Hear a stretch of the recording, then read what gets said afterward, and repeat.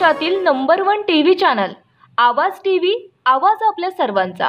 धुळे जिल्हाधिकारी कार्यालय परिसरात आलेले क्युमाइन क्लब समोर धुळे 108 रुग्णवाहिका चालक युनियन महाराष्ट्र राज्याच्या वतीने विविध मागण्यांसाठी बेमुदत धरणे आंदोलन सुरू करण्यात आले आहे।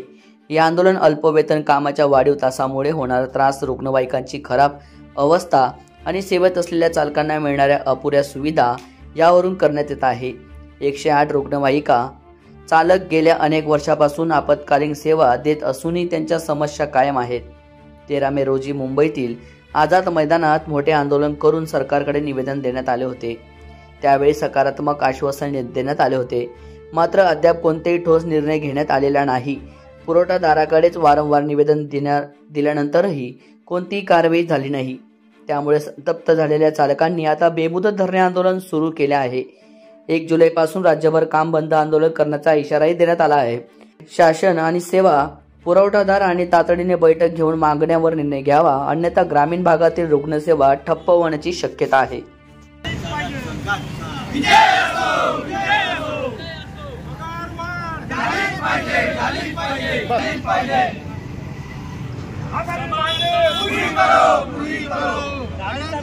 झालाच पाहिजे।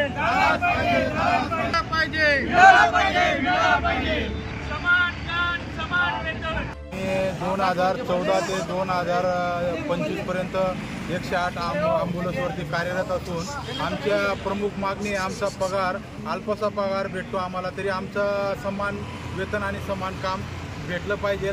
आणि आमचा 2014 पासून तर 2017 पर्यंत आम्हाला बोनस भेटलेला नाही, तरी आम्हाला PF भेटलेला नाही। आम्हाला 8 तास ड्युटी पाहिजे, आम्हाला 12 तास काम करून घेतात, तरी आम्हाला सर्व याच्या कंपनीने ESIच्या सुविधा द्यायला पाहिजे। आम्हाला विमा भेटत नाही, तरी आमच्या या मागण्या पूर्ण झाल्या पाहिजे। रोजच्या ताज्या घडामोडींसाठी आवाज टीव्हीला सबस्क्राईब करा आणि बेल आयकॉन प्रेस करा।